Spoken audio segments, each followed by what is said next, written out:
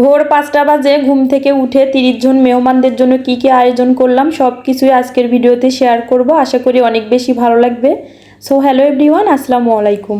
আশা করি যে যেখান থেকে আজকের ভিডিওটা দেখছেন সবাই আল্লাহর রহমতে অনেক বেশি ভালো আছেন, সুস্থ আছেন। আমি গত ভিডিওতে বাসায় মেহমান আসার পূর্ব প্রস্তুতি নিয়ে একটা ভিডিও শেয়ার করেছিলাম। অনেক আপুরাই বলেছিলেন যে মেহমানদের জন্য আমি কী কী আয়োজন করলাম, সেই ভিডিওটা শেয়ার করেছি না কেন। এই তো আজকে ভিডিওটা শেয়ার করলাম, আশা করি ভালো লাগবে। প্রথমে আমি ডাইনিং টেবিলটা একটু সুন্দরভাবে সাজিয়ে নিব। এই তো আমি কিছু ফুল নিয়ে এসেছিলাম, গোলাপ ফুল। আমার ডাইনিং টেবিলটা সুন্দরভাবে সাজিয়ে নিয়ে তারপর আমি পুরো বাসাটাই গুছিয়ে নিব।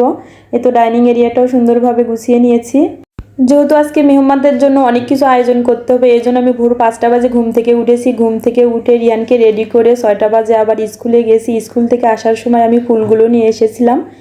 ফুলগুলো দিয়ে ডাইনিং টেবিলটা গুছিয়ে নেওয়ার পর এখন আমি ড্রয়িং রুমে চলে আসলাম। ড্রয়িং রুমটাও তো সুন্দরভাবে গুছাতে হবে, তাই না? যেহেতু মেহমানরা সবাই এখানে এসে আড্ডা দিবে, গল্প করবে, এই জন্য আমার ড্রয়িং রুমটাও সুন্দরভাবে একটু সাজিয়ে নিয়েছি। যেহেতু একা হাতে আমার সব কাজগুলো করতে হবে, এজন্য একটু একটু করে আমি বেশ কয়েকদিন থেকে সব কিছু গুছিয়ে নিচ্ছিলাম। এখানে কিছু ফল নিয়ে আসা হয়েছে, আঙ্গুর ছিল, কমলা, পেয়ারা, এগুলো আমি বেশ কিছুক্ষণ পানিতে ভিজিয়ে রেখেছিলাম ভিনিগার দিয়ে, তারপর ফলের ঝুড়িতে রেখে দিচ্ছি। যেহেতু কাজগুলো মেহমান আসার পর করলে অনেকটা বেশি ঝামেলায় পড়তে হবে, এজন্য আমি সারা দিনই প্রায় চেষ্টা করছি যে একটু একটু করে গোছাতে, যেহেতু মেহমান আসবে সন্ধ্যায়। এখন আমি ব্যালকনিতে আসলাম। এসে আমার লেটুস গাছের পাতা থেকে সাইড থেকে ২-৩টা পাতা কেটে নেব। কাটতে ইচ্ছে করছিল না, এত সুন্দর হয়েছে মাশাল্লাহ। তবে অনেকেই বলে যে বাসায় নাকি লেটুস গাছ হতে চায় না। দেখেন আমার গাছটা কি সুন্দর হয়েছে। আমি যেহেতু নাস্তাগুলো সার্ভ করব, এজন্য আমি লেটুস গাছের পাতা থেকে কিছু পাতা কেটে নিচ্ছি।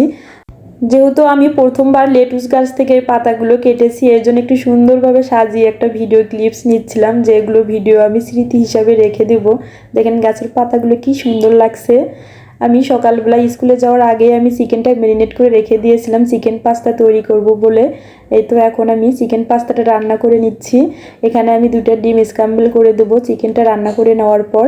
আমি রান্নার ভিডিওগুলো একটু একটু করে আপনাদের সঙ্গে শেয়ার করছি। যদি আমি ফুল রেসিপিটা শেয়ার করতে যাই ভিডিওটা অনেক বেশি লং হয়ে যাবে, এজন্য একটু একটু করে শেয়ার করছি। তারপরে তো টমেটো পিউরি দিয়ে দিচ্ছি। আমি একটু আগে টমেটো পিউরিটাও রান্না করে রেখে দিয়েছিলাম। এখন দিয়ে দিচ্ছি বেশ কিছু কাঁচামরিচ, দিয়ে দিচ্ছি একটু ধনেপাতা। মাশাল্লাহ, পাস্তা রান্নাটা সবাই খেয়ে অনেক বেশি প্রশংসা করেছিল, বলছিল অনেক বেশি মজা হয়েছে। এখন আমি নবী সময়টায় ঘিয়ে ভাজা কাঠবাদাম দিয়ে একটু সাজিয়ে নিচ্ছি। তারপরে তো আলু দিয়ে আরেকটা আমি নাস্তা তৈরি করেছিলাম, এটাও একটু সাজিয়ে নিচ্ছি। আমি লেটুস পাতা দিয়ে সবগুলো নাস্তায় সাজিয়ে নিয়েছি।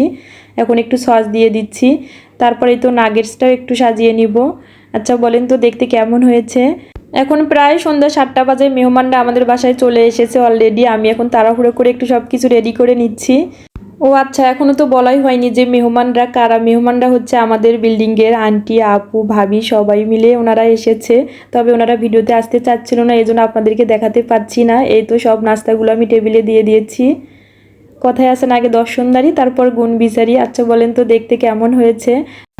কিছু নাস্তা আমি অফ ক্যামেরায় তৈরি করে নিয়েছি। এই তো এখানে ছিল চিকেন পাস্তা, নবী সেমাই, নাগেটস, তারপর আঙ্গুর আর হচ্ছে একটা কমলা দিয়ে আমি সুন্দর করে একটা প্লেট সাজিয়ে নিয়েছি। চিপস ছিল, পপকর্ন ছিল বাচ্চাদের জন্য, তারপর পেঁয়াজি ছিল, পেয়ারা মাখা। চা ছাড়া তো আড্ডা জমবেই না। তবে ভিডিও ক্লিপসটা নিতে আমি ভুলে গিয়েছি। তাহলে আজকে এ পর্যন্ত, সবাই ভালো থাকবেন। আল্লাহ হাফেজ, আসসালামু আলাইকুম।